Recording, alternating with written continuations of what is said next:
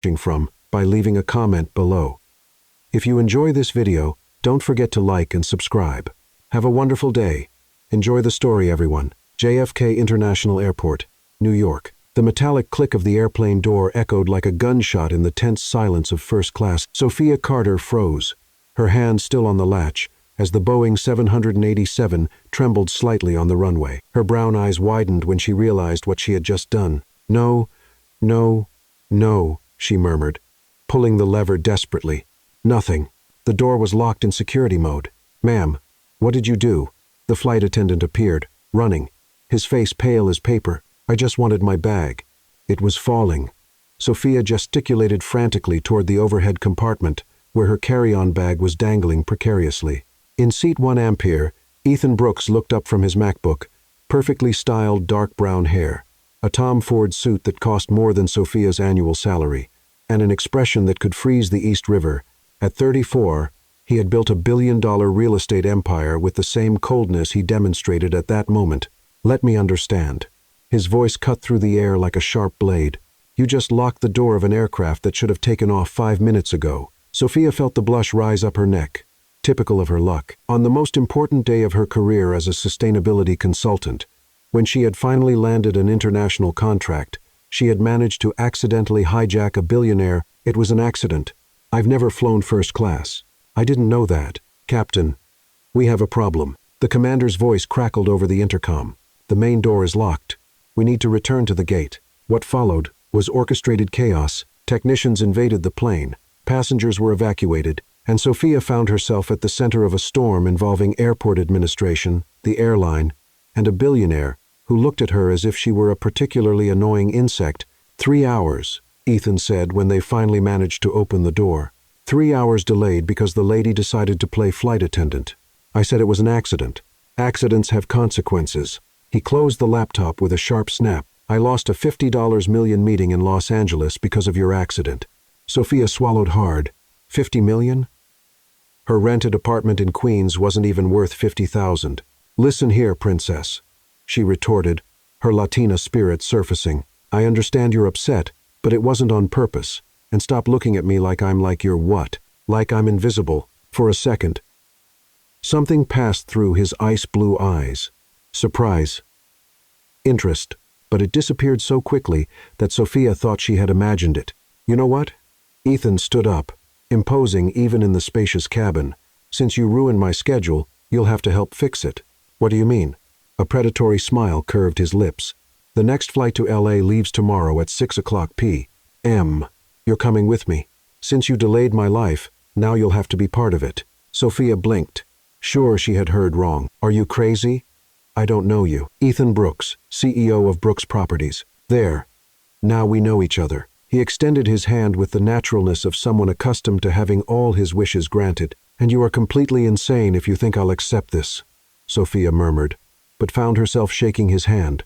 The skin was surprisingly rough for someone who lived in offices, and warm, very warm. Sophia Carter, she said quickly, withdrawing her hand. And I have a life.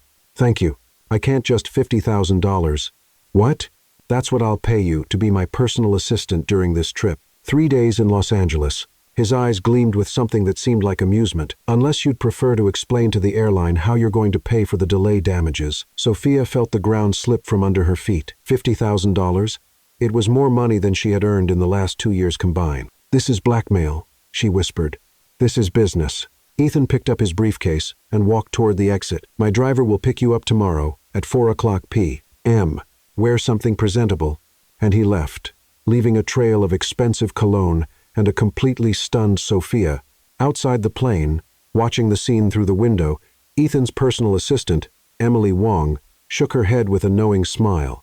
3 years trying to get you to date someone, she murmured to herself. And all it took was a crazy Latina locking you inside a plane. Meanwhile, Sophia was still standing in the middle of the aisle, processing what had just happened. In 28 years of life, she had collected an impressive series of small catastrophes, but this one had the potential to be the biggest of all, or the best. Her iPhone vibrated with a message from an unknown number. Wear something presentable doesn't mean the most expensive clothes you have. It means something that won't embarrass me in public. Eb. Sophia looked at the message, and then at her own clothes. Jeans, basic blouse, and comfortable sneakers for the trip.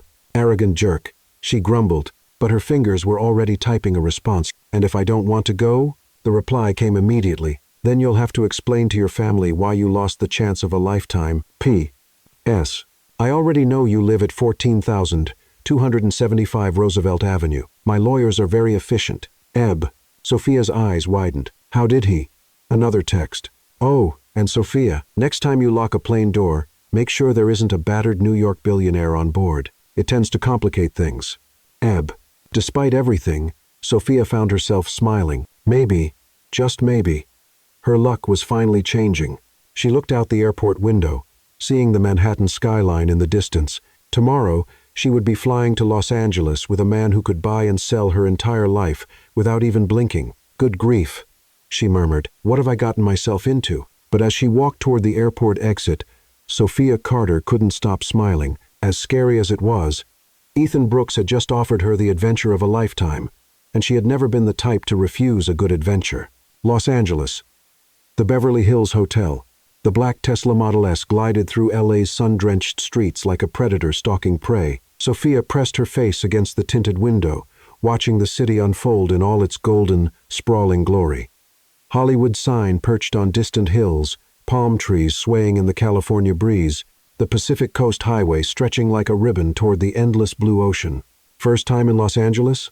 Ethan asked, without looking up from his tablet, his fingers dancing across the screen with surgical precision. Is it that obvious?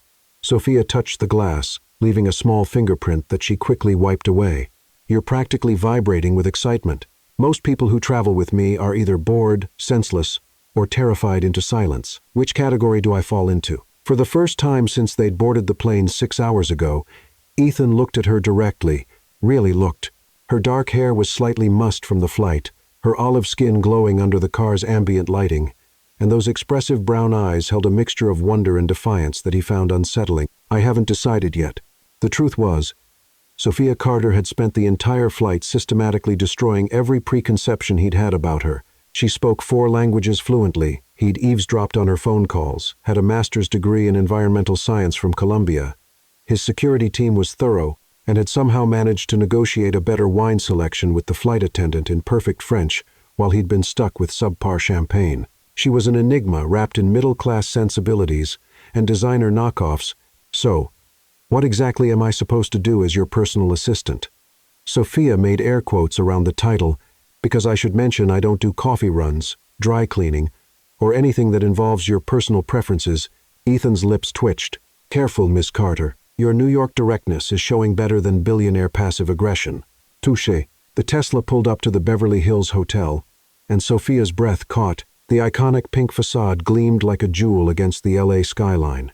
Valets in crisp uniforms standing at attention beside perfectly manicured palm trees. Holy cow, she whispered. He's not on the guest list, Ethan said dryly, stepping out of the car. But I'll see what I can do. Despite herself, Sophia laughed. Did you just make a joke? I've been known to have a sense of humor. It's buried somewhere beneath the quarterly reports and hostile takeovers. The hotel lobby was a temple to old Hollywood glamour.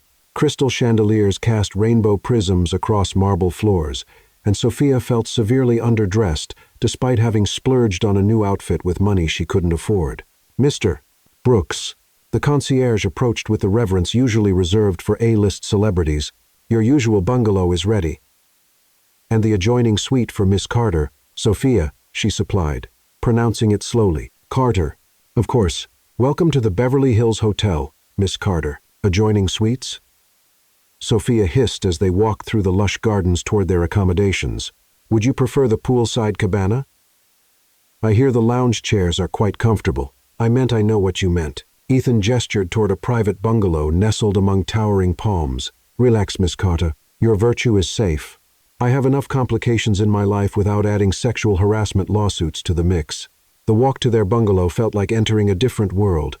Perfectly manicured gardens, the distant sound of tennis matches, and the gentle splash of the famous kidney-shaped pool where Hollywood legends had once lounged. When they reached the bungalow, Sophia stepped into a world that belonged in architectural magazines. Floor-to-ceiling windows offered a panoramic view of the Hollywood Hills. The furnishings were a perfect blend of classic Hollywood elegance and modern minimalism. Fresh orchids adorned every surface, and the air carried the faint scent of jasmine and old money. This is where you stay when you're in L.A. Sophia wandered to the windows, pressing her palms against the cool glass. One of the places. Ethan loosened his tie, the first casual gesture she'd seen him make. The company maintains residences in 12 cities worldwide. Must be nice to have so many homes. Must be nice to have one that actually feels like home. The words slipped out before he could stop them, and Sophia turned to study his profile. For just a moment, his carefully constructed mask had slipped, revealing something raw and lonely underneath. "Where's home for you?" she asked softly. Ethan's jaw tightened. "I wouldn't know. I left home at 16 and never looked back." "Why?" "Because home was a place where people disappointed you, left you, or let you down." In that order, the silence stretched between them, heavy with unspoken stories. Sophia wanted to ask more, to understand what had turned this brilliant man into such a fortress of controlled emotions. But before she could speak, his phone rang. Brooks. His voice was crisp, professional, all traces of vulnerability erased. "No. Reschedule the Barcelona meeting." "Yes. I know what time it is there. Because I pay you to handle these things, Emily, not to question my judgment." He listened for a moment, his expression growing increasingly thunderous. "What do you mean she's here?" A pause. "Tell me you didn't, Emily. Tell me you didn't give my mother this address." Sophia watched his face cycle through what looked like panic, fury, and resignation in rapid succession. "How long until she arrives?" Another pause. 20 minutes. Dumb. He hung up and turned to Sophia with the expression of a man facing execution. "Change of plans. You're about to meet my mother." "Your mother? But I thought that. I don't have family. I wish." Ethan ran a hand through his hair, messing up the perfect styling for the first time since she'd met him. "Eleanor Brooks. Former socialite and full-time emotional manipulator. She can't be that bad. She once told a journalist that I was her greatest disappointment and most profitable investment." Ethan straightened his tie with sharp, agitated movements. "The interview was for my 30th birthday profile in Fortune." Ouch. Indeed. He looked at Sophia as if seeing her for the first time. Actually, this could work. What could work? A slow smile spread across Ethan's face, transforming his features from coldly handsome to devastatingly attractive. "Tell me, Miss Carter, how do you feel about a little performance art? I feel like I should be very concerned about whatever you're planning." "Smart woman." Ethan moved closer, close enough that she could see the golden flecks in his blue eyes. "My mother has been trying to marry me off to suitable East Coast heiresses for the past decade. She's particularly fond of Isabella Langley Sterling, a delightful creature who collects charity galas and has the personality of wet toast. And this concerns me how? Because, my dear Sophia, you're going to be my girlfriend." Sophia blinked. "I'm sorry." "What?" "Just for tonight, just to get her off my back." Ethan's voice took on a persuasive tone that probably worked wonders in boardrooms. "Think of it as an extension of your assistant duties." "Absolutely not. I'll double your fee." I said no. "Triple it." Sophia hesitated. $150,000 would change her entire life. Pay off her student loans, help her parents with their mortgage, maybe even allow her to start her own consulting firm. What exactly would I have to do? Be yourself. Be charming. Be everything that will horrify my mother's sensibilities about appropriate matches for the heir to the Brooks fortune. You want me to horrify your mother? I want you to be gloriously, unapologetically yourself. Speak with your hands. Laugh too loudly. Call me Ethan instead of Mr. Brooks. Show her that I'm perfectly capable of choosing my own romantic disasters. Thank you very much. Sophia stared at him. You're completely insane. Probably. Is that a yes? The sound of car doors slamming echoed from the driveway, followed by voices approaching the bungalow. Ethan's eyes widened in panic. She's early. She's never early. Without thinking, Sophia grabbed Ethan's face in both hands and pulled him down for a kiss. It was supposed to be a quick peck, a moment of pretense to sell their story, but the second their lips touched, something electric sparked between them. Ethan's hands came up to frame her face, and suddenly, Sophia forgot why she was kissing him in the first place. He tasted like expensive coffee and dangerous possibilities. When they broke apart, both were breathing hard. That was... Ethan started. Method acting, Sophia said quickly. For authenticity. Right. Authenticity. A sharp knock echoed through the bungalow, followed by a woman's imperious voice. Ethan, I know you're here. The front desk was distressingly helpful with your location. Showtime, Ethan whispered, his breath warm against Sophia's ear. Wait. Sophia grabbed his arm. What's my story? How did we meet? How long have we been dating? We met on a plane, Ethan said with a grin that was equal parts wicked and grateful. And, Miss Carter, you completely derailed my life. That, Sophia muttered as Eleanor Brooks's voice grew closer to the door, is truer than you know? The front door opened, and Eleanor Brooks swept in like a perfectly coiffed hurricane. She was a study in West Coast perfection. Silver hair styled in an elegant bob, a designer suit that probably cost more than Sophia's monthly rent, and eyes the same piercing blue as her son's, but twice as calculating. Those eyes swept over Sophia with the efficiency of a military scanner, cataloging every detail from her off-the-rack dress to her queen's accent to the way her hand rested possessively on Ethan's arm. Well, Eleanor said, her voice dripping with disdain and curiosity in equal measure, this is unexpected. Ethan straightened, every inch the billionaire CEO, except for the slight tremor in his hand where it touched Sophia's back. Mother, I'd like you to meet Sophia Carter. Sophia, my mother. Eleanor Brooks. It's such a pleasure to meet you, Mrs. Brooks, Sophia said sweetly, adding just enough New York to her accent to make it noticeable. The older woman's smile was sharp enough to cut glass. How refreshing. And Sophia realized that this was going to be a very long evening. The Beverly Hills Hotel, private dining terrace. So, Miss Carter. Eleanor Brooks's voice carried the crystalline precision of someone who'd been trained to weaponize politeness. Ethan tells me you work in environmental consulting. They were seated on the hotel's private terrace. Crystal glasses catching the light from the setting California sun, Sophia had somehow survived the first hour of dinner without committing any major social crimes. Though she'd caught Ethan hiding a smile when she'd instinctively reached for the wrong fork. I specialize in corporate sustainability strategies, Sophia replied, carefully modulating her accent to sound more professional. I help companies reduce their carbon footprint while maintaining profitability.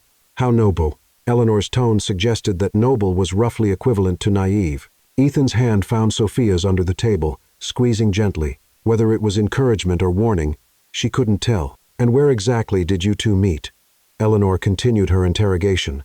Ethan has been so secretive about his personal life lately. On a plane, actually, Sophia said, the truth feeling safer than any lie she could construct. I was having some trouble with my luggage, and Ethan was kind enough to help. How gallant. The older woman's eyes narrowed slightly. And this was recently? Very recent. Ethan interjected smoothly. Sometimes these things just happen fast. Indeed, they do. Eleanor's smile was predatory.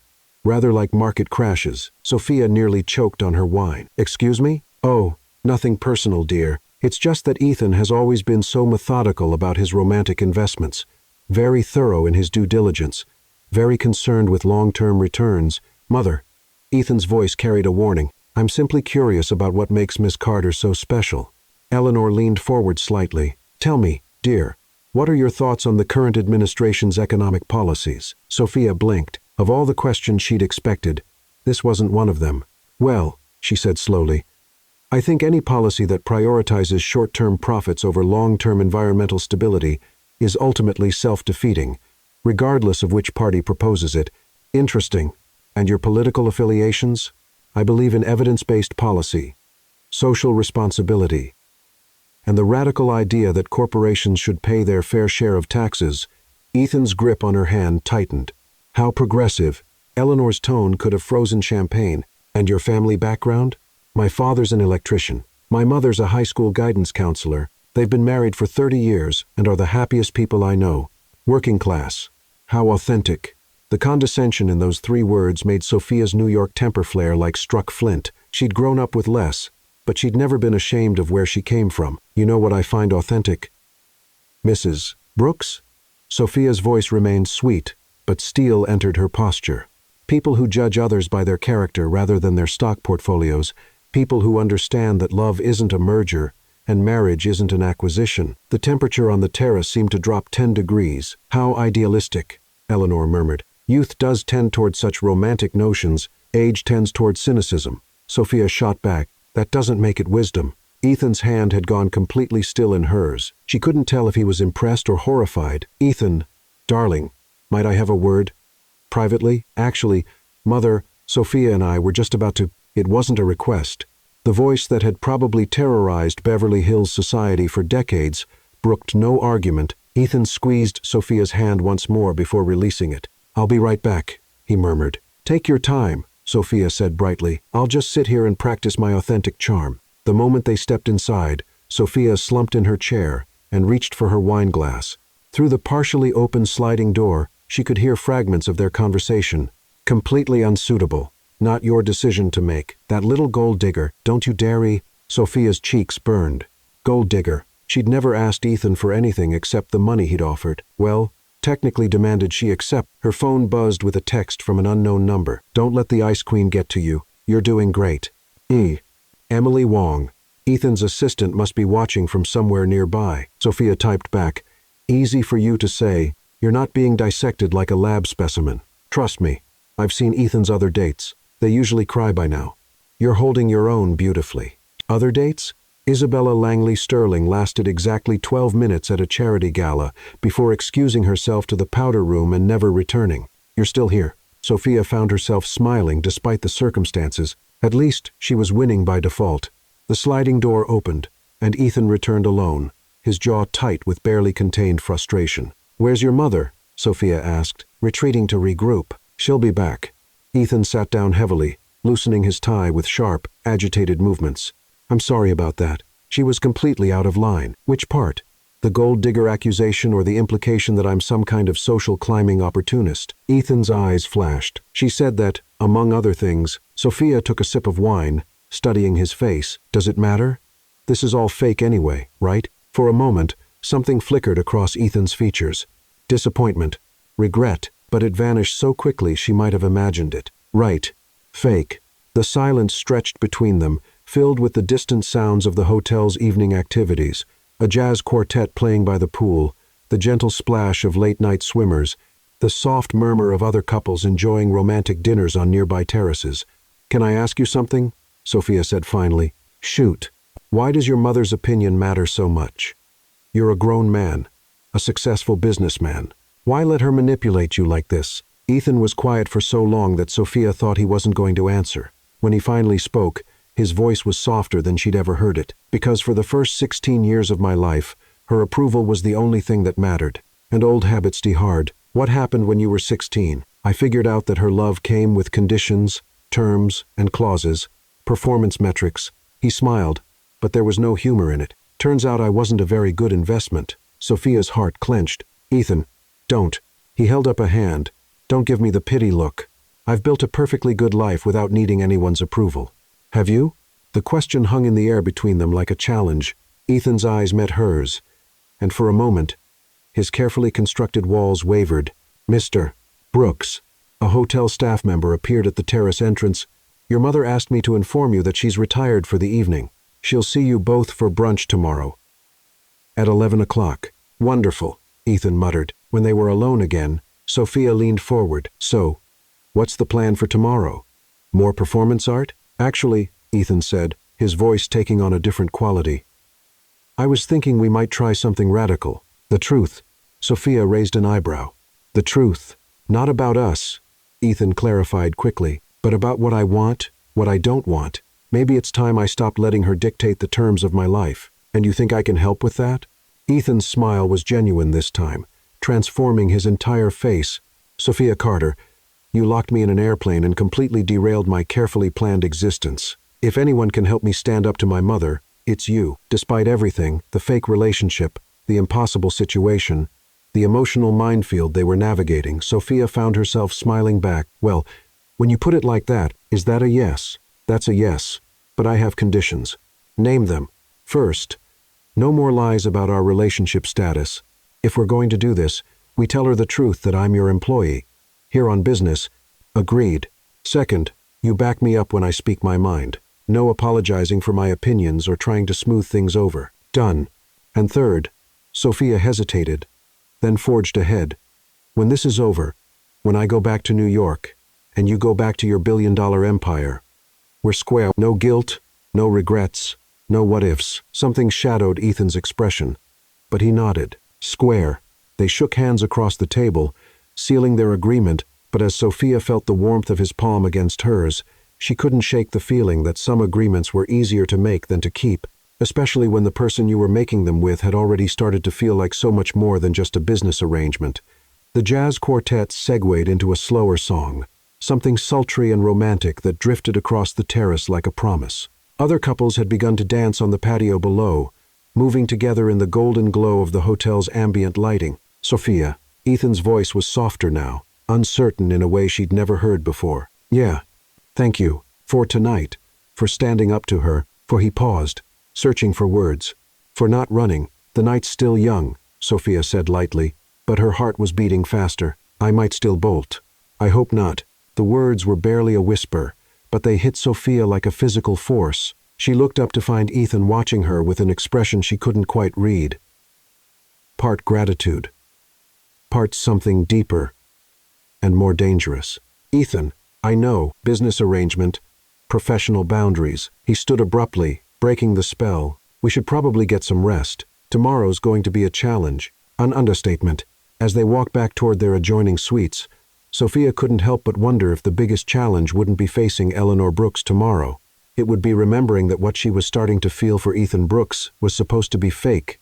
The Beverly Hills Hotel, pool cabana, and downtown Los Angeles, the California sun was already blazing at 9 o'clock.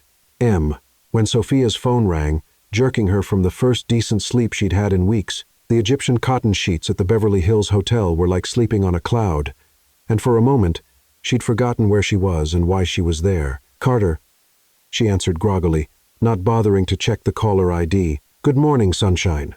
Ethan's voice was annoyingly chipper for someone who probably hadn't slept any better than she had. Change of plans for brunch. Sophia sat up, pushing her dark hair out of her face. Through the floor-to-ceiling windows of her suite, she could see early morning joggers making their way through the hotel's perfectly manicured grounds. Please tell me your mother came to her senses and decided to fly back to New York. Not quite. She's invited herself along on my site visit today. Site visit? The Horizon Tower project, downtown LA. 35 floors of mixed-use development that's either going to revolutionize sustainable urban living or bankrupt me spectacularly. Sophia swung her legs out of bed, already calculating the complications, and she's coming because Eleanor Brooks doesn't do anything without an ulterior motive. My guess? She wants to see how I handle business while distracted by my inappropriate romantic entanglement. Gee, thanks for the glowing review. Her words, not mine. Ethan's voice softened. Actually, this could work in our favor. If we're going to tell her the truth about our arrangement, doing it in a professional setting might take some of the personal sting out of it. Sophia wasn't so sure about that. But she was committed to their agreement. What time? Car picks us up in an hour.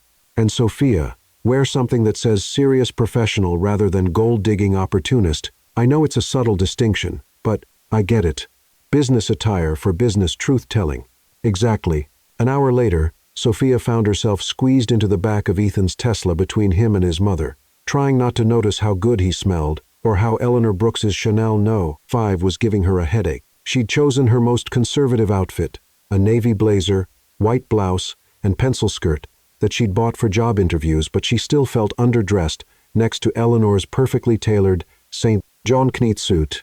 So, Miss Carter, Eleanor said as they navigated LA's morning traffic, Ethan tells me you'll be consulting on the environmental aspects of his new project. Sophia shot Ethan a look. When had they discussed that? Actually, Ethan said smoothly, Sophia's expertise in corporate sustainability is exactly what the Horizon project needs. She's been reviewing our green building certifications and carbon offset strategies. It wasn't entirely a lie. Sophia had spent the previous evening reading every document about the project that Ethan had left in her suite, partly out of professional curiosity and partly because she couldn't sleep after their conversation on the terrace. How convenient, Eleanor murmured. And you have experience with projects of this scale? I've worked with several Fortune 500 companies on sustainability initiatives, Sophia replied carefully, though this would be my first mixed-use development of this scope. Ah, so this is something of a learning opportunity for you. The way Eleanor said it made it sound like charity work. Sophia felt her New York backbone straightening. Every project is a learning opportunity. Mrs. Brooks, the moment you stop learning in this industry, you become irrelevant. Eleanor's smile was sharp. How refreshingly honest. The Horizon Tower construction site was a marvel of organized chaos. 35 floors of steel and glass, rising from what had once been a collection of abandoned warehouses in downtown LA's Arts District. Construction workers in hard hats moved with purposeful efficiency. Cranes swung massive beams into place, and the air hummed with the sound of progress. Ethan transformed the moment they stepped out of the car. This wasn't the conflicted son struggling with maternal approval, or the reluctant fake boyfriend navigating romantic complications. This was Ethan Brooks, CEO and visionary, in his element. The building will be LEED Platinum certified, he explained as they walked toward the construction trailer that served as the on-site office. 60% reduction in energy consumption compared to conventional buildings, rainwater harvesting system, and a green roof that'll provide both insulation and community garden space for residents. Sophia found herself genuinely impressed. What about transportation integration? Light rail station 2 blocks away, dedicated bike storage and repair facility, and electric vehicle charging stations in the parking structure. Ethan's eyes lit up as he talked about the project. The residential units will be a mix of market rate and affordable housing, with retail and office space on the lower floors. The goal is to create a genuine mixed-income community rather than just another luxury tower. And the profit margins? Eleanor interjected. Competitive, not obscene, but sustainable. Ethan's jaw tightened slightly. Sometimes the goal is building something worthwhile, rather than just maximizing returns. How noble. That word again. Sophia was beginning to hate the way Eleanor wielded it like a weapon. The construction trailer was cramped but functional, covered in blueprints, environmental impact studies, and progress charts. Ethan's site manager, a weathered man named Tom Alvarez, greeted them with the kind of easy familiarity that spoke to mutual respect. "Mrs. Brooks, good to see you again," Tom said, shaking Eleanor's hand with genuine warmth. "And you must be Miss Carter. Ethan's been talking about bringing in a sustainability consultant, hasn't he?" Sophia glanced at Ethan, who was studying a blueprint with sudden intensity. "Tom's been with Brooks Properties for 8 years, Ethan said. "He's the one who actually makes my crazy ideas work." "Crazy ideas that usually end up being brilliant," Tom replied with a grin. "Like the geothermal heating system for the Phoenix project, or the solar array integration in Denver." Eleanor looked around the trailer with the expression of someone who'd accidentally wandered into the wrong neighborhood. "And how long until this project is completed?" 18 months, Ethan answered. "We're actually ahead of schedule and under budget." "Miraculous." Tom caught Sophia's eye and made a barely perceptible face that suggested he'd dealt with Eleanor Brooks before and found the experience less than enjoyable. "Miss Carter," Tom said, "would you like to see the green roof mock-up? Ethan's particularly proud of that system." "I'd love to." They climbed to the top of the construction trailer, where Ethan had created a working model of the building's innovative roof system. Native plants, solar panels, and rainwater collection systems integrated into a design that was both functional and beautiful. "This is incredible," Sophia said genuinely. "The water reclamation alone will save thousands of gallons annually." "Exactly." Ethan's face lit up with the passion of someone discussing their life's work. "And the community garden space will provide fresh produce for the residential units while reducing the building's overall carbon footprint." "You could market the produce to the retail spaces on the ground floor," Sophia suggested. "Create a true farm-to-table ecosystem within the building itself." Ethan stared at her. That's brilliant. Why didn't I think of that?" "Because you're thinking like a developer instead of a systems analyst." Sophia found herself leaning closer, caught up in the problem-solving aspect. "You could even install small-scale food processing equipment, preserve seasonal produce, create value-added products. A building that feeds itself," Ethan murmured. "Sophia, you might have just solved our biggest marketing challenge." They were standing close now, close enough that Sophia could see the flecks of gold in Ethan's blue eyes, close enough to feel the warmth radiating from his body in the cool morning air. For a moment, the fake relationship didn't feel fake at all. "Well," Eleanor's voice cut through the moment like a blade, "isn't this cozy?" They sprang apart, and Sophia felt heat flood her cheeks. How long had Eleanor been watching them? "Mother." Sophia just came up with an amazing integration strategy. "I'm sure she did." Eleanor's smile was ice cold. "Miss Carter, might I have a word with you privately?" It wasn't really a question. Sophia followed Eleanor back down to the construction trailer, her heart hammering against her ribs. This was it. The moment of truth. Literally. "Sit," Eleanor commanded, gesturing to a folding chair. Sophia sat, trying to project confidence she didn't feel. "I'm going to be very direct with you, Miss Carter, because I believe in efficiency. Eleanor perched on the edge of Tom's desk like a bird of prey. "What exactly are you after?" "I'm sorry?" "My son is worth approximately $2. $3 billion. His company is valued at twice that. He's intelligent, reasonably attractive, and despite his recent bout of social consciousness, he's still an excellent catch for any woman with ambition." Eleanor's eyes were like lasers. "So, I'll ask again. What are you after?" This was the moment to tell the truth about their arrangement, about the money, about the fake relationship, the moment to honor their agreement from the night before. Instead, Sophia heard herself saying, "I'm not after anything, Mrs. Brooks. Everyone is after something, dear. Money, status, security, revenge. The question is whether you're honest enough to admit it." "Fine." Sophia's temper flared. "You want honesty? I'll give you honesty. Yes, your son is paying me. Yes. I need the money. Yes." This whole thing started as a business arrangement. Eleanor's eyes lit up with triumph. "Ah, there we are. But," Sophia continued, her voice gaining strength, "somewhere between yesterday and today, something changed. I started seeing past the money and the fancy hotels and the billion-dollar empire, started seeing a man who's brilliant and passionate and kind, but who's been convinced that his worth is tied to his bank account and his mother's approval." Eleanor's expression shifted, surprise flickering across her features. "I see a man who builds sustainable housing because he actually cares about the environment, not because it's profitable, who treats his employees like family and remembers their names and asks about their kids, who's never had anyone love him just for who he is, without conditions or expectations or performance metrics." Sophia stood up, her heart pounding, but her voice steady. "So, yes, Mrs. Brooks, I am after something. I'm after the chance to show your son that he's worth loving exactly as he is, not as the person you or anyone else thinks he should be." The silence in the trailer was deafening. Eleanor stared at Sophia with an expression that might have been shock or respect or calculation. Maybe all three. "Well," Eleanor said finally, "that was unexpected." Before Sophia could respond, the trailer door opened, and Ethan appeared, followed by Tom and two other men in hard hats. "Sorry to interrupt," Ethan said, looking between his mother and Sophia with obvious concern, "but we have a problem." "What kind of problem?" Eleanor asked. "The kind that could shut down the project permanently." Tom stepped forward, his expression grim. "Environmental Protection Agency just showed up. They're saying there might be contaminated soil that wasn't disclosed in the original environmental impact study." Ethan's face went pale. "That's impossible. We did 3 separate soil tests." "Someone filed a complaint last week," one of the hard-hatted men interrupted. "Anonymous tip claiming the previous owner buried chemical waste on the site back in the 82nd. "Chemical waste?" Sophia stood up. "What kind of chemicals?" "Industrial solvents, according to the complaint, the kind that could leach into groundwater, if disturbed." Ethan ran a hand through his hair, his carefully controlled composure cracking. "If they find contamination, we'll have to do full remediation. That's months of delays and millions in additional costs. Can the project survive that?" Eleanor asked. "Honestly, I don't know. We're leveraged pretty heavily on this one." Sophia's mind was racing. Something about this felt wrong. Too convenient.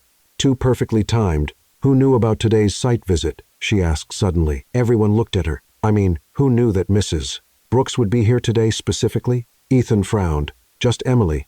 My security team." He trailed off, his eyes widening. "And?" Sophia prompted. "Isabella Langley Sterling. I mentioned it when she called yesterday to ask about dinner plans." Eleanor's face had gone very still. "Isabella called you. She's been persistent lately. Ever since Mother started pushing us together again, and you told her about the site visit. She asked what I was doing today. I mentioned I was bringing Sophia to see the project." Sophia felt the pieces clicking into place. "Mrs. Brooks, does Isabella's family have any connections to environmental law or regulatory agencies?" Eleanor's expression was answer enough. "Her stepfather is a senior partner at one of D.C.'s top environmental law firms," she said quietly, "and her uncle sits on the California Environmental Protection Agency board." Ethan's face went white. "You think she—" "I think," Sophia said grimly, "that your ex-potential girlfriend just tried to sabotage your project."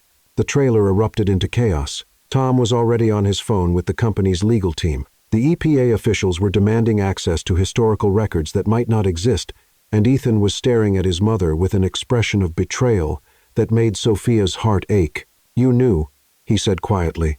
"You knew Isabella was vindictive enough to do something like this. I thought she was just disappointed."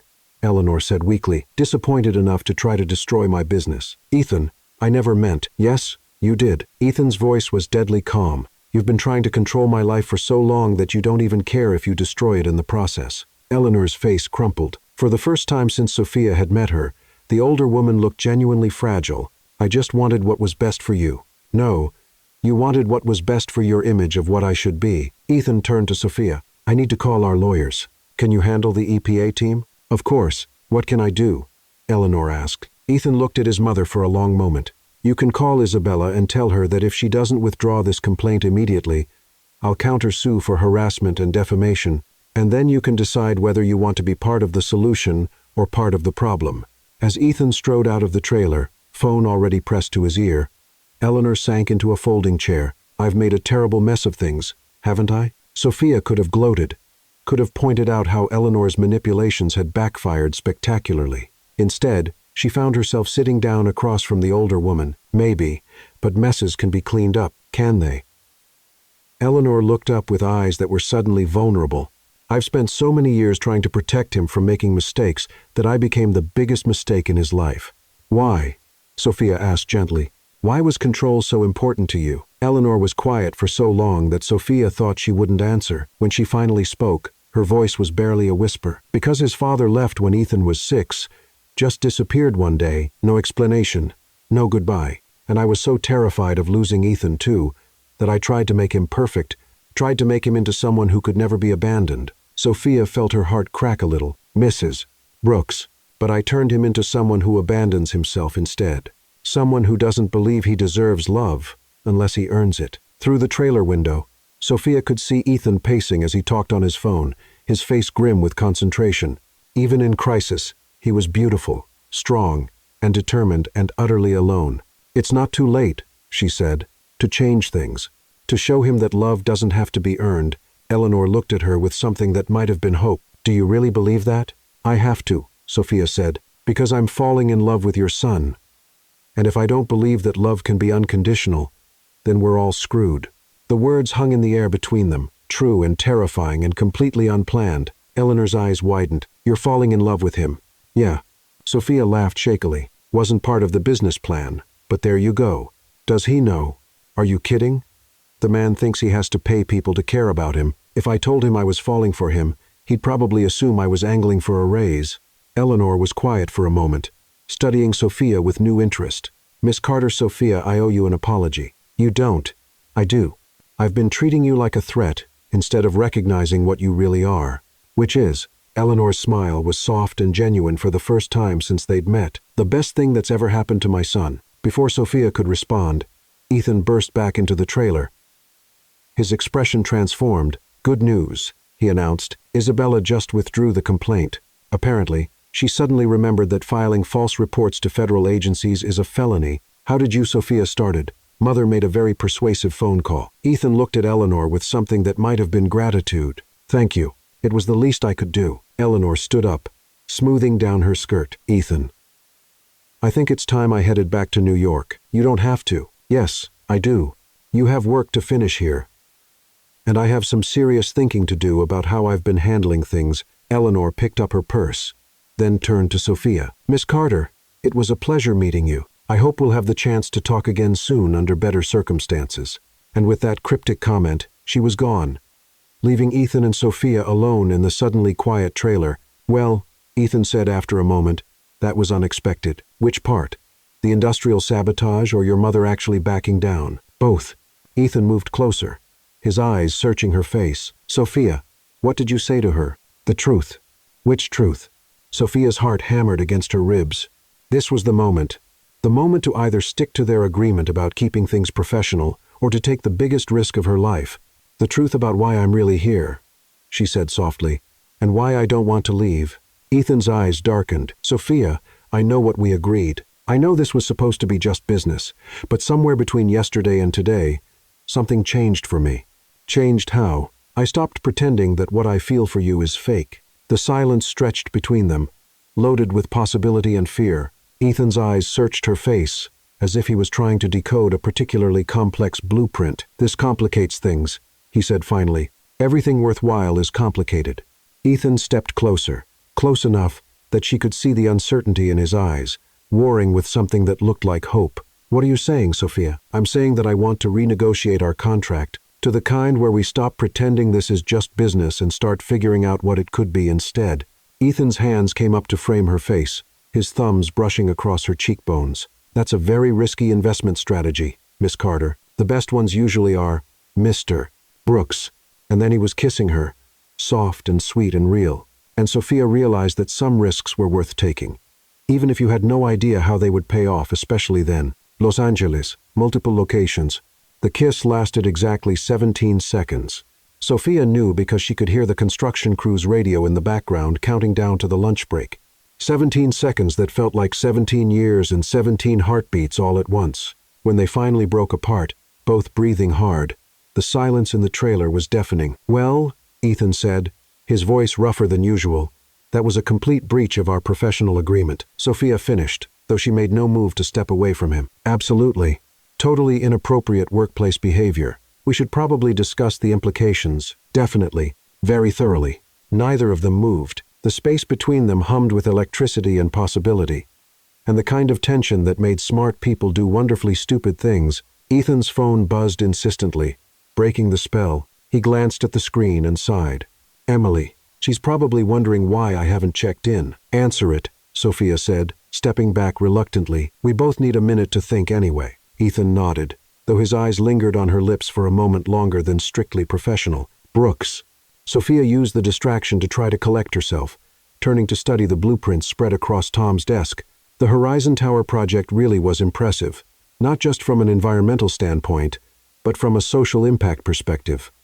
Mixed-income housing, community spaces, local business integration. It was the kind of development that could actually make a difference. "What do you mean, complications?" Ethan's voice had shifted back into CEO mode, sharp and focused. "Emily, slow down. What kind of complications?" Sophia looked up to see his expression darkening as he listened. "When did this happen? How long has he been waiting?" A pause. "No, don't reschedule. I'll be there in an hour." Another pause. "Yes, bring her. This concerns her, too." He hung up and ran a hand through his hair, messing up the perfect styling that somehow made him look even more attractive. "More problems?" Sophia asked. "You could say that Daniel Wong is in town." "Who's Daniel Wong?" Ethan's smile was grim. "Emily's older brother. Also my former business partner. Also the man who tried to steal my company 2 years ago." Sophia felt her stomach drop. "And he's here because, according to Emily, he's been asking questions about you, about us, about why I suddenly have a sustainability consultant who's not on any of our official payroll records." The implications hit Sophia like a physical blow. Of course, they'd been so focused on managing Eleanor's suspicions that they hadn't considered who else might be watching Ethan's personal life for signs of weakness. "He thinks you're compromised," she said, "or he thinks I'm hiding assets." Daniel has always believed that personal relationships are business liabilities. The fact that I'm traveling with a woman who's not in our corporate database would set off every alarm bell he has. Sophia sank into one of the folding chairs, the weight of the situation settling on her shoulders. What kind of questions has he been asking? The kind that could destroy both of us if he decides to dig deeper. Ethan started packing up the blueprints with sharp, efficient movements. Daniel has connections everywhere. Business media, regulatory agencies, competitive intelligence firms. If he wants to make you disappear, he can do it. Make me disappear? Professionally speaking, discredit your credentials, spread rumors about our relationship, make it impossible for you to work in corporate consulting again. Ethan's jaw was tight with controlled anger. He's done it before. The trailer felt suddenly claustrophobic. Sophia stood up, pacing to the small window that overlooked the construction site. Outside, workers were breaking for lunch, their voices carrying on the warm LA breeze, normal people doing normal jobs without billionaire ex-business partners trying to destroy their careers. "Why did you two fall out?" she asked. Ethan was quiet for so long that she thought he wouldn't answer. When he finally spoke, his voice was flat, emotionless. "Because I trusted him. Because I thought shared vision was more important than shared values. Because I was an idiot. Daniel was my best friend in business school. Brilliant mind. Incredible strategic thinking. Absolutely ruthless when it came to closing deals. When I started Brooks Properties, he was my first investor and my first partner." Ethan moved to stand beside her at the window, his shoulder barely brushing hers. "For 5 years, we built something amazing together. The company grew from a handful of small developments to major projects in 6 cities. We were featured on magazine covers, invited to speak at conferences, hailed as the future of sustainable development. What happened? I found out that sustainable meant something very different to Daniel than it did to me. Ethan's voice turned bitter. While I was focused on environmental impact and community benefit, he was focused on tax breaks and marketing angles, sustainability as a brand strategy rather than a core value. Sophia turned to study his profile. The muscle in his jaw was ticking, and his hands were clenched into fists at his sides. The breaking point came when we were bidding on a major development in Portland, low-income neighborhood, families who'd been there for generations. But the land was prime real estate with incredible potential for gentrification. Let me guess. Daniel saw dollar signs. Daniel saw an opportunity to displace an entire community for profit. I saw an opportunity to create affordable housing that would let people stay in their neighborhood while improving their quality of life. Ethan's laugh was harsh. We pitched 2 completely different projects to the city council, and Daniel went behind my back to the investors, told them I was being naive and sentimental, that my social justice crusade was going to cost them millions in potential returns. Sophia felt her heart break a little for him. What did you do? I bought him out, liquidated half my personal assets, took on debt that nearly killed me, and paid him fair market value for his shares. Ethan's smile was sharp as a blade. Then I built the project exactly as I'd envisioned it. Mixed-income housing, community gardens, local business partnerships. It won 3 sustainability awards and has been profitable from day one. And Daniel started his own firm, Wong Development Group. They specialize in maximum value extraction from urban opportunities, which is corporate speak for gentrification and displacement. Sophia was beginning to understand the scope of the problem. So, when he sees you with an unmarked consultant who's clearly more than just business, he sees an opportunity for revenge, either by proving I'm hiding assets or by demonstrating that I'm making the same sentimental mistakes that led to our split. Ethan's phone buzzed again. He glanced at it and grimaced. Emily, Daniel is at the downtown office, and he's not leaving until he meets with me. What are you going to do? Ethan looked at her with an expression she couldn't quite read. Part determination, part regret, part something that looked like apology. I'm going to protect you, which means we need to go back to our original agreement. Sophia felt her heart stop. What do you mean? I mean that as of right now, you're my sustainability consultant. Period. No personal relationship, no romantic complications, no ammunition for Daniel to use against either of us. Ethan, you can't be serious. I'm completely serious. His voice had gone cold, distant. This is business. Sophia, it always was business.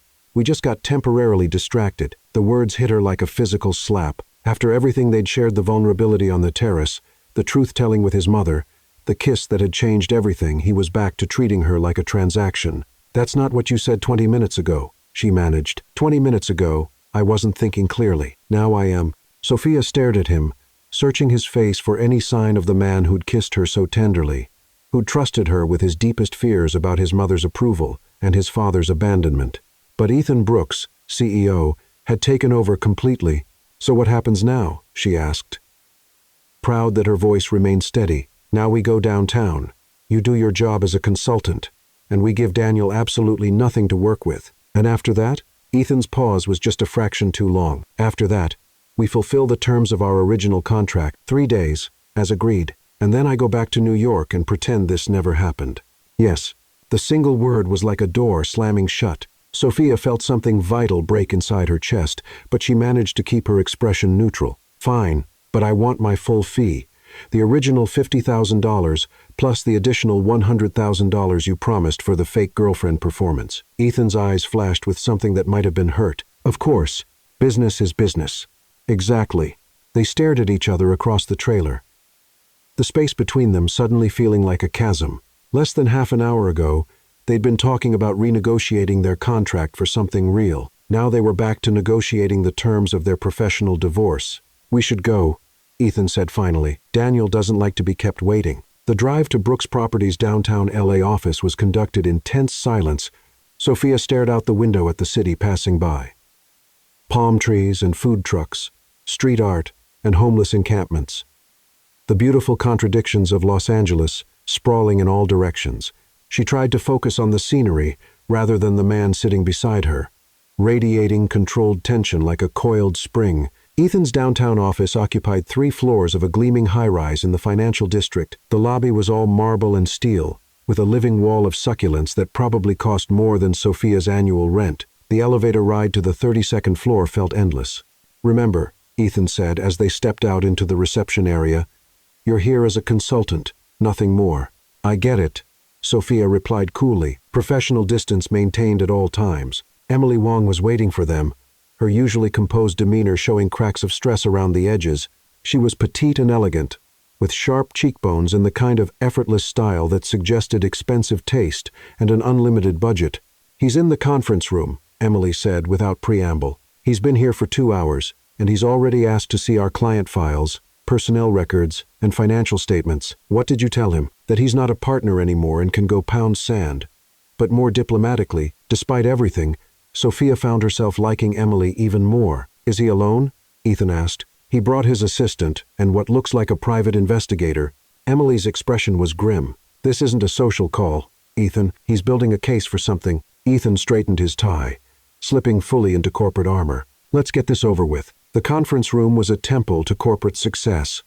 Floor-to-ceiling windows overlooking downtown LA, a table that could seat 20, and enough technology to run a small government. At the far end, a man who looked like an older, sharper version of Emily sat reviewing documents with the focused intensity of a predator studying prey. Daniel Wong was handsome in the way that successful men often were.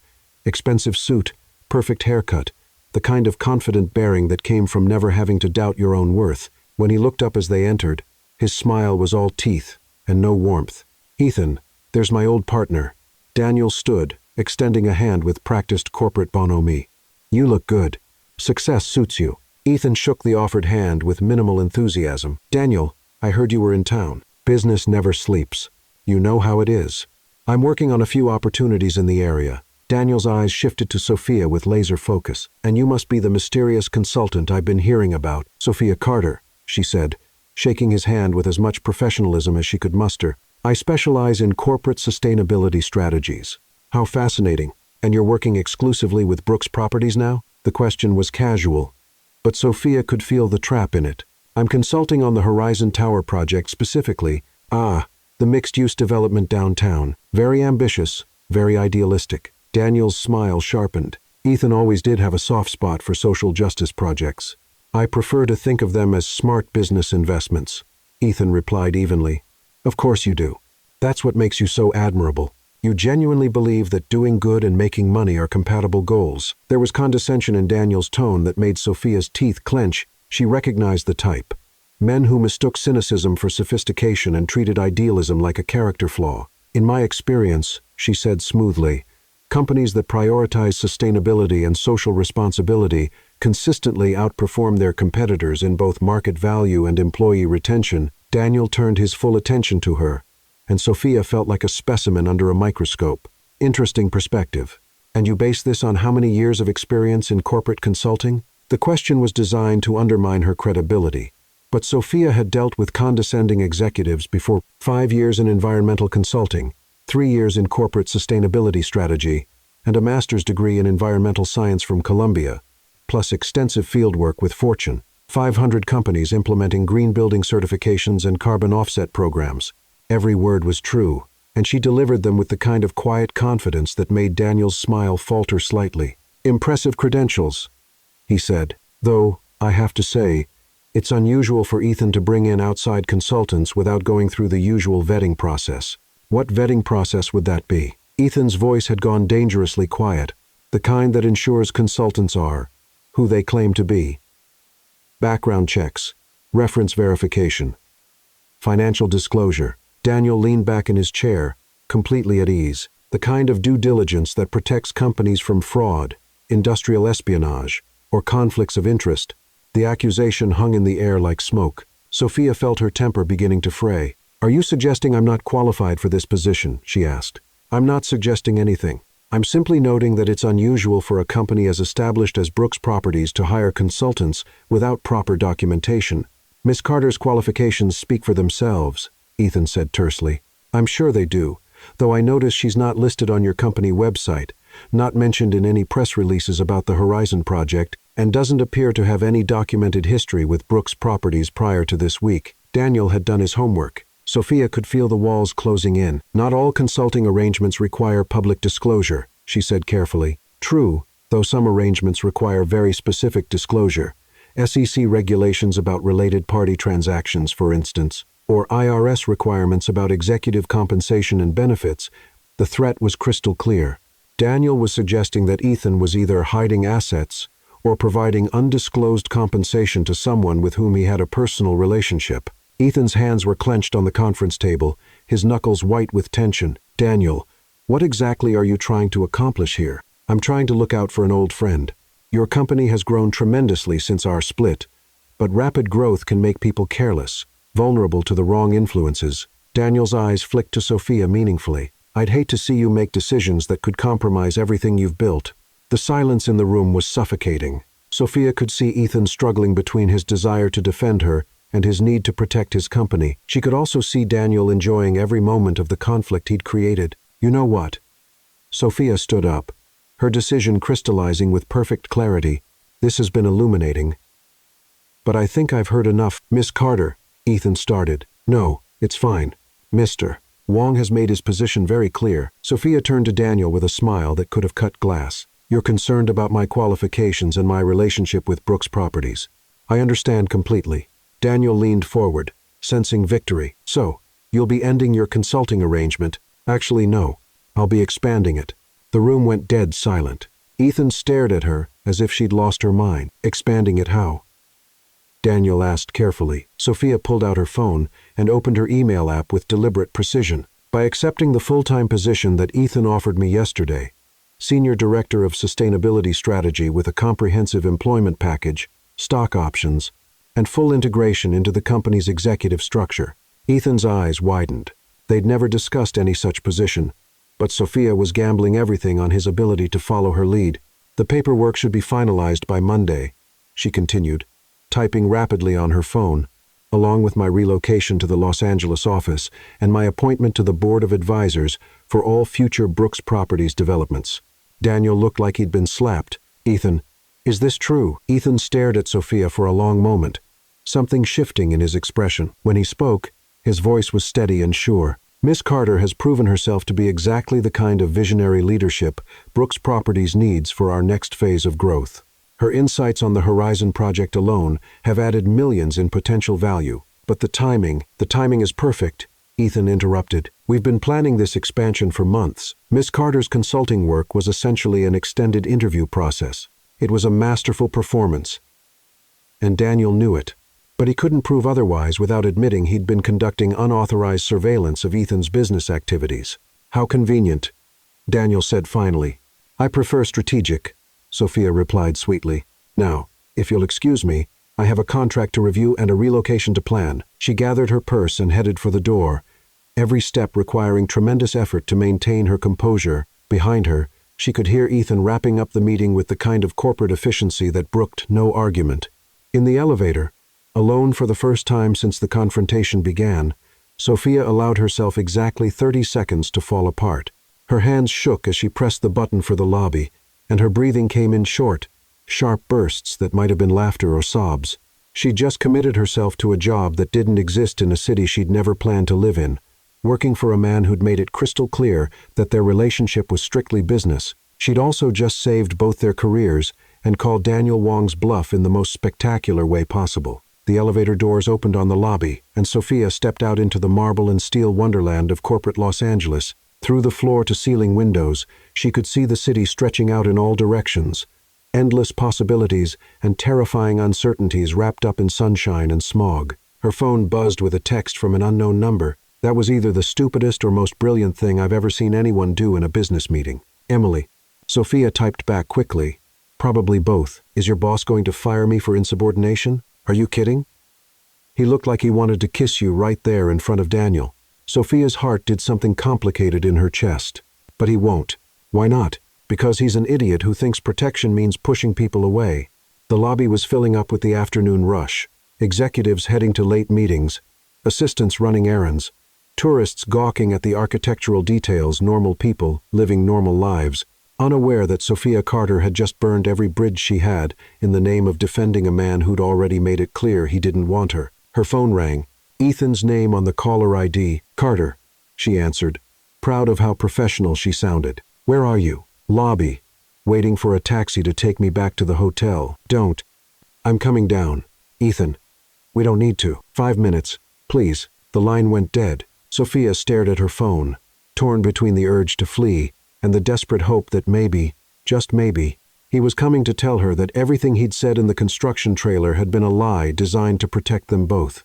The elevator chimed, and Ethan stepped out, his tie loosened, his hair mussed from running his hands through it. He spotted her immediately and crossed the lobby with long, purposeful strides. "We need to talk," he said when he reached her. "I think we've talked enough for one day. Sophia, what you did up there was necessary. Daniel was going to destroy both of us unless I gave him something bigger to think about. By inventing a job that doesn't exist. By creating a solution that benefits everyone." Sophia lifted her chin defiantly. "You get a qualified sustainability director who actually understands your vision. I get a career opportunity that's worth relocating for.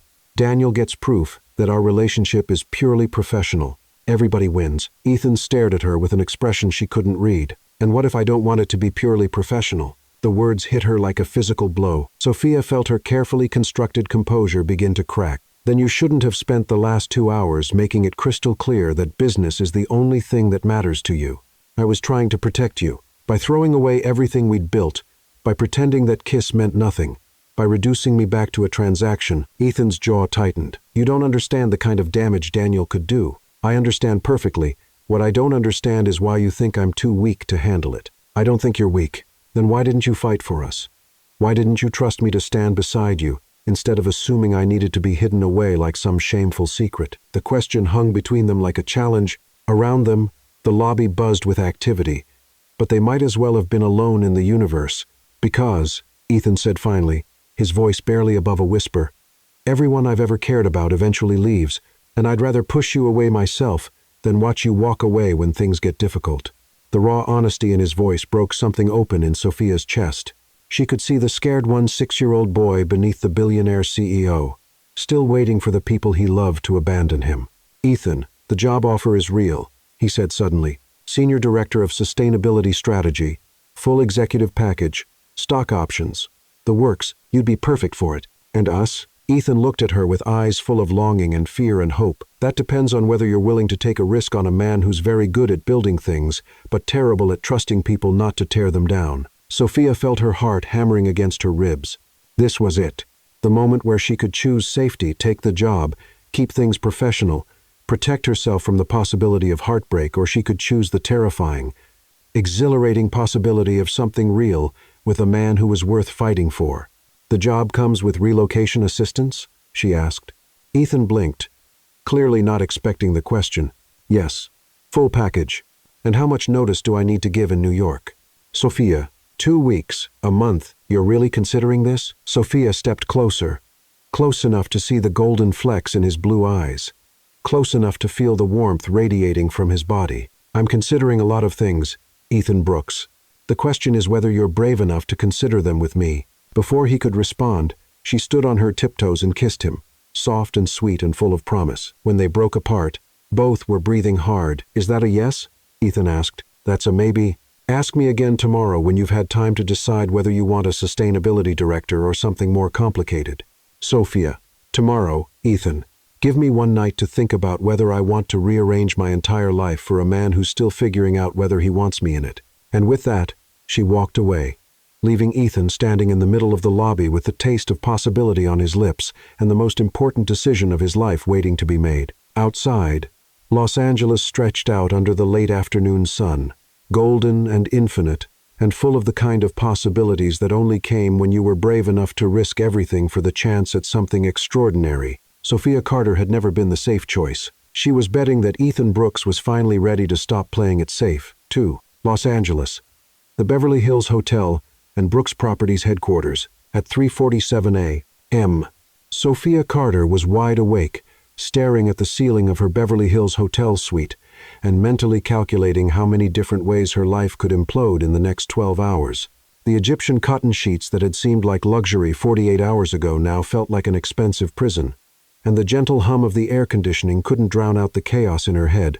Her phone sat on the nightstand, silent and accusatory. No calls from Ethan, no texts, no middle-of-the-night confessions or desperate declarations of feelings that couldn't wait until morning. Just silence, which was somehow worse than any rejection could have been. She'd given him 24 hours to decide whether he wanted a sustainability director or something more complicated.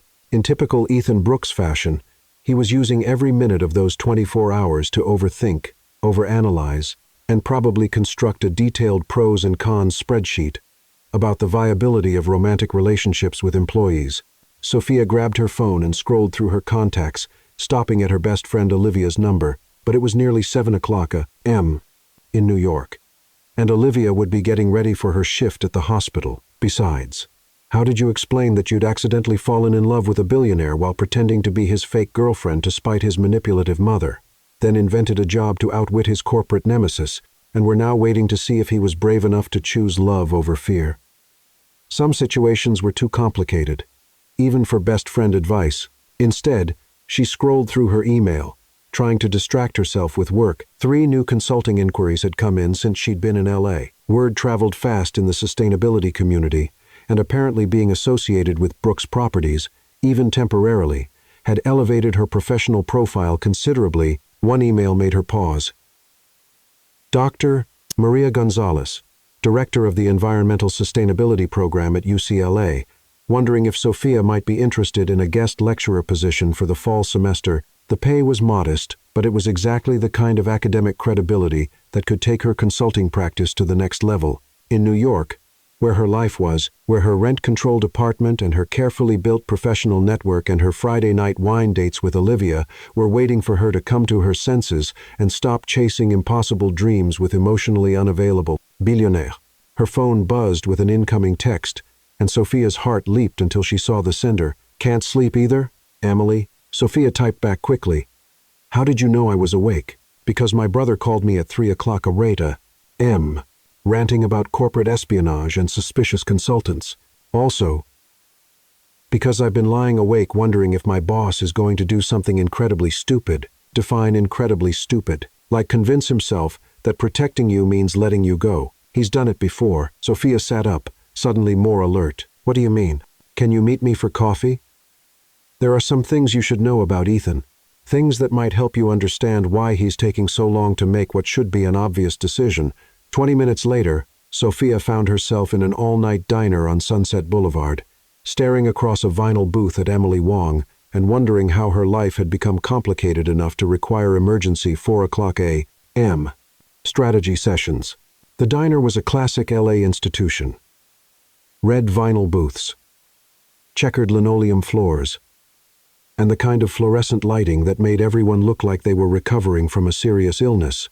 At this hour, it was populated by night shift workers, insomniacs, and people whose lives were too messy for normal business hours. Emily looked as polished as ever, despite the early hour, her black hair pulled back in a sleek ponytail, her makeup still perfect. She'd ordered black coffee and apple pie, while Sophia had opted for tea and the kind of nervous energy that made sitting still impossible. So, Emily said without preamble, what do you know about Ethan's romantic history? That he dates appropriate heiresses who bore him to death and doesn't trust people not to leave him. Also that his father abandoned the family when he was 6. That's the abbreviated version. The real story is more complicated. Emily took a sip of coffee, gathering her thoughts. Ethan's father didn't just leave. He embezzled $2 million from his own company and disappeared to avoid prosecution. Left behind massive debts, a federal investigation, and a wife and son who became social pariahs overnight. Sophia felt her heart clench. How old was Ethan? 6 when his father left, 12 when the family lost their house, 16 when he decided he'd had enough of depending on anyone else for anything. The pieces were starting to fit together. The fortress of control, the inability to trust. The way Ethan treated every relationship like a potential business liability. What happened when he was 16? Emily's expression darkened. His first real girlfriend, Lily Peterson. They'd been together for 2 years. We're talking about going to the same college. The whole teenage romance fantasy. Then Eleanor started pressuring Ethan to apply to more prestigious schools.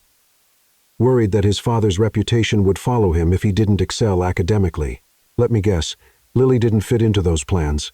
Lily came from a working-class family. Her father was a mechanic, her mother a hairdresser. Sweet girl, genuinely cared about Ethan. But Eleanor saw her as a liability to Ethan's social rehabilitation. Sophia could already see where this was heading, and she didn't like it. Eleanor started a campaign to break them up. Subtle at first comments about how Ethan needed to focus on his future, how teenage relationships rarely lasted, how Lily might be holding him back from his potential, and Ethan fought it at first.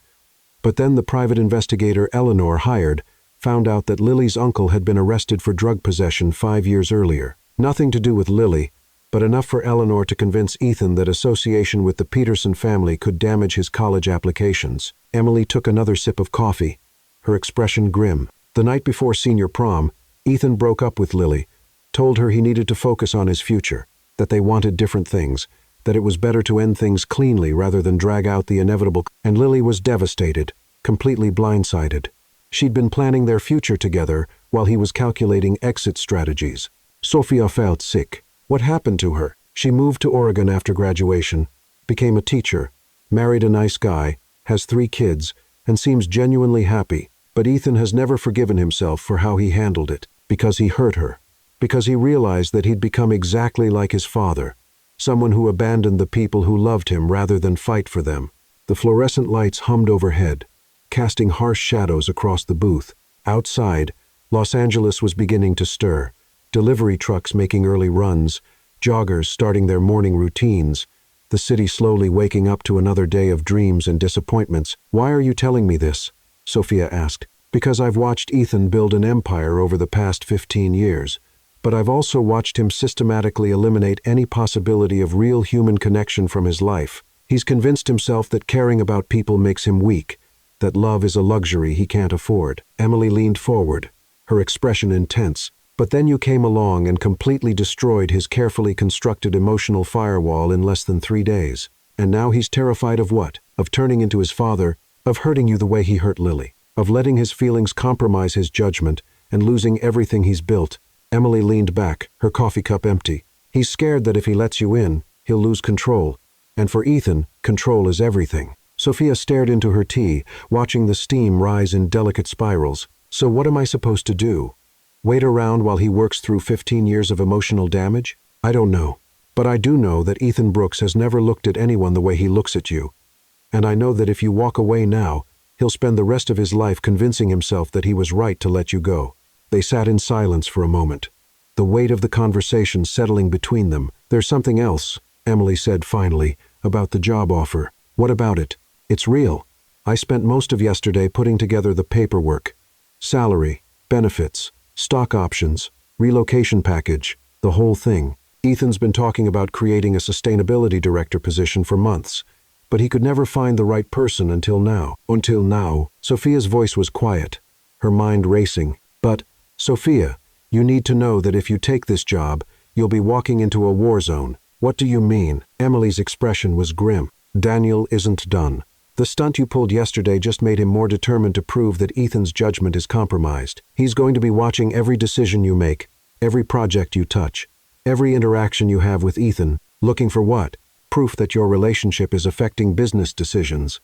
Evidence that Ethan's giving you preferential treatment or access to confidential information. Anything he can use to discredit both of you. Sophia felt a chill that had nothing to do with the diner's aggressive air conditioning. How much damage could he really do? Daniel has connections everywhere.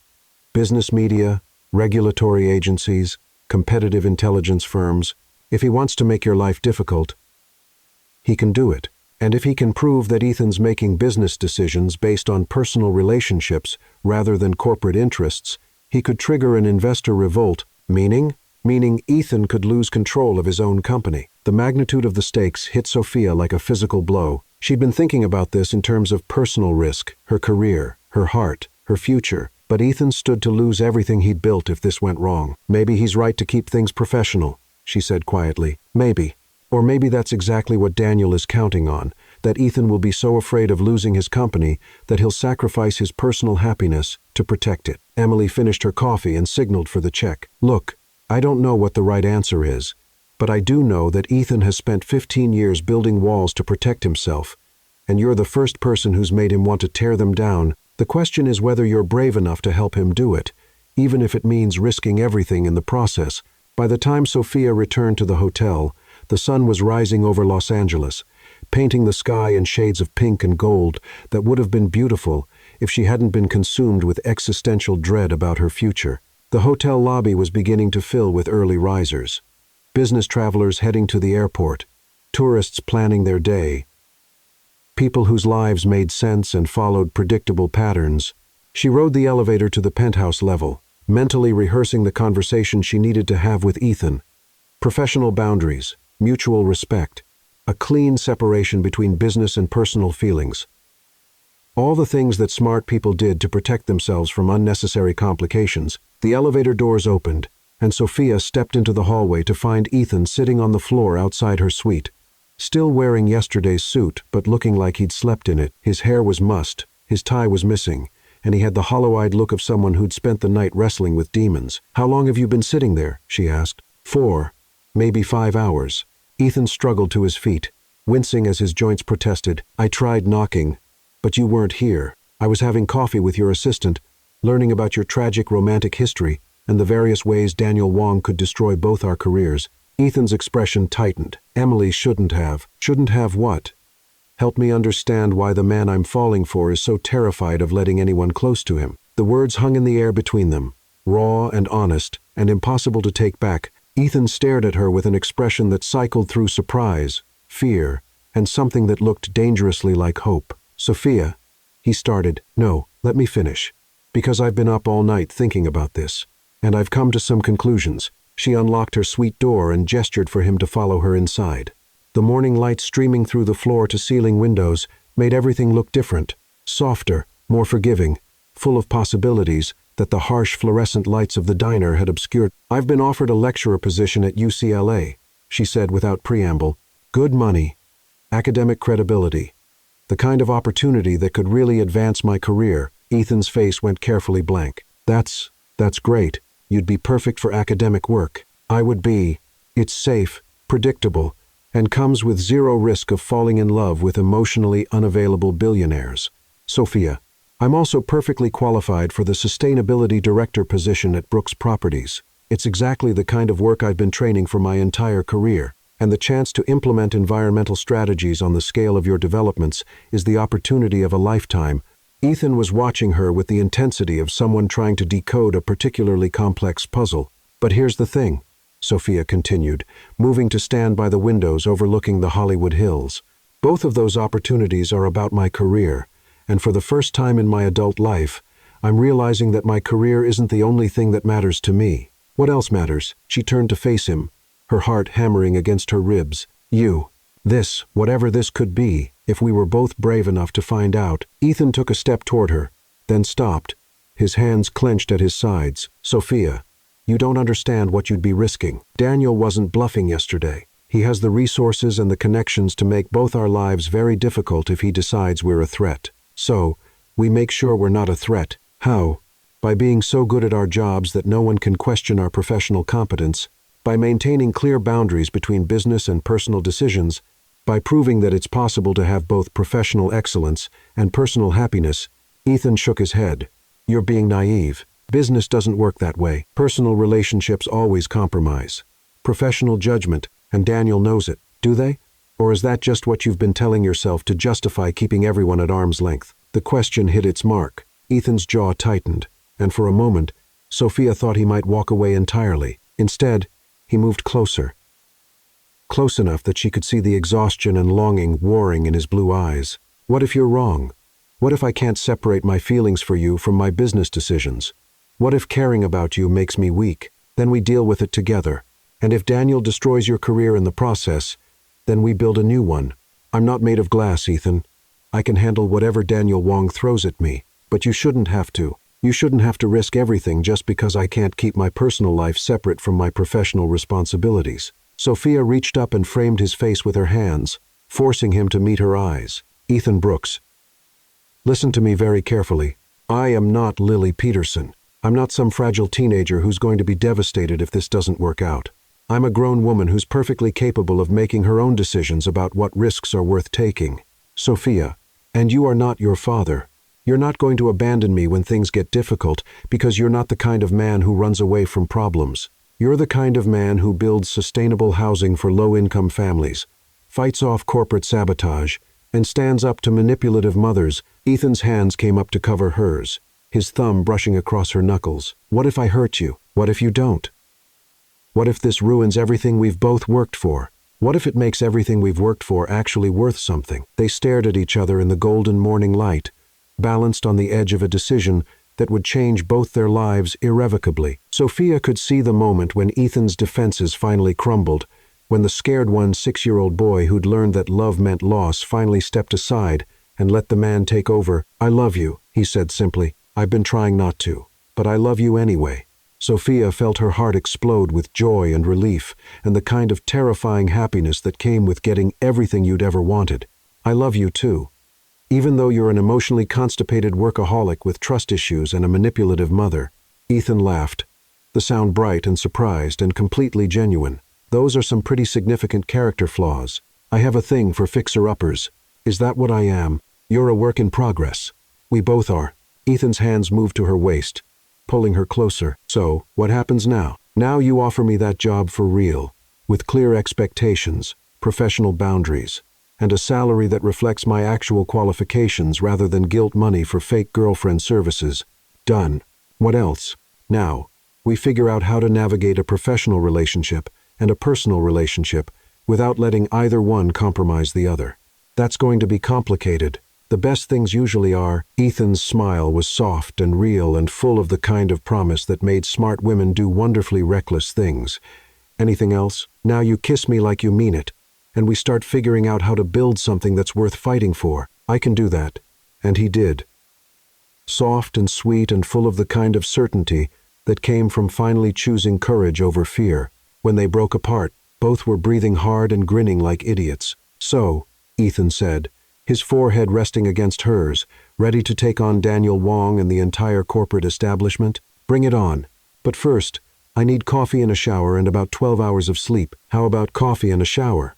And then we go to the office and make your employment official. I want the paperwork filed before Daniel has a chance to cause any more trouble. On a Saturday? Millionaire privilège. The office is always open when you own the building. 2 hours later, Sophia found herself back in the Brooks Properties Tower. But this time as an official employee, rather than a fake girlfriend or emergency consultant. The paperwork was extensive. Employment contracts, benefits enrollment, stock option agreements, and enough legal documentation to stock a small law library.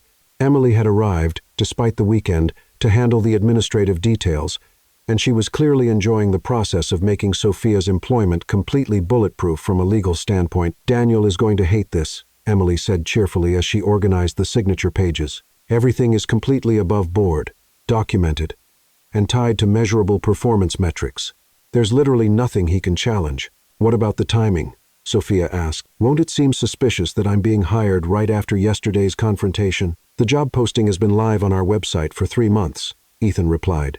Emily backdated it as part of a routine HR update. As far as anyone can prove, your hiring process has been completely standard, devious.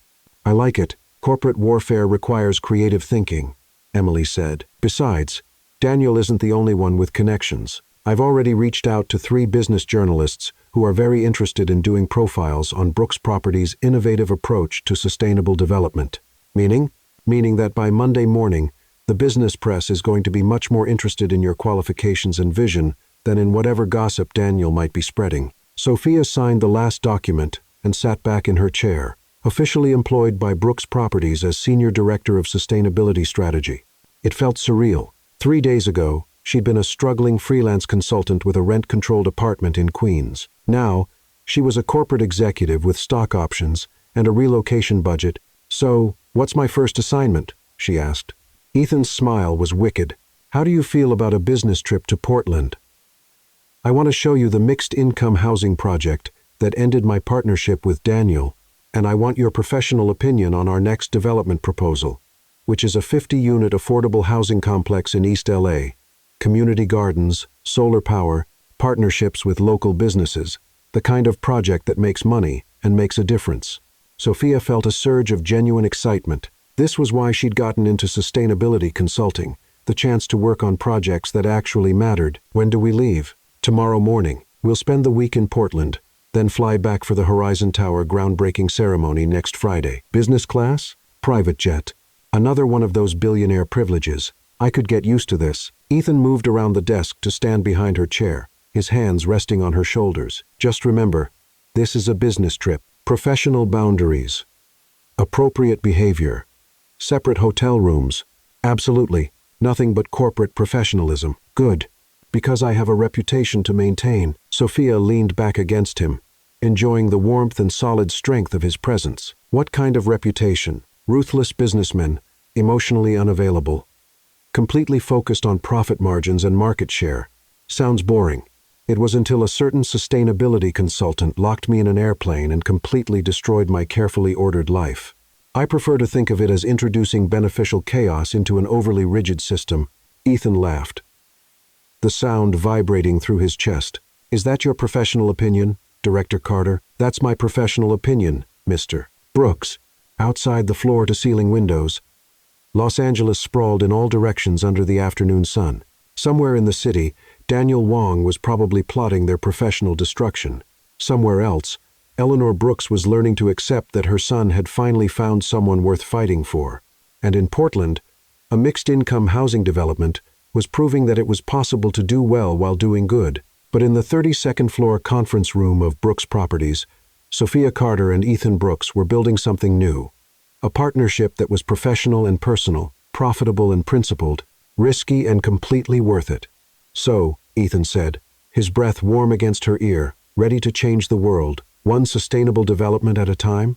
I love your ambition, Director Carter. I love your vision, Mr. Brooks. Even though I'm an emotionally constipated workaholic with trust issues, especially because of that, like I said, I have a thing for fixer-uppers. And as the California sun set over Los Angeles, painting the sky in shades of gold and promise, Sophia Carter and Ethan Brooks began planning their first project together.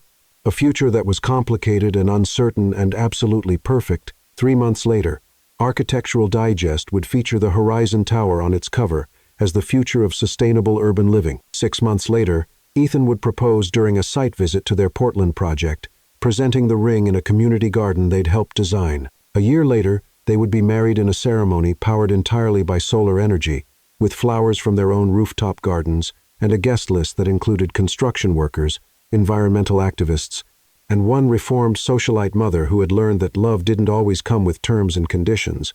But that Saturday afternoon in the Brooks Properties conference room, all of that was still future possibility. What mattered was the present moment. Two professionals who had found something worth building together, one sustainable development at a time. The plane door had been locked by accident.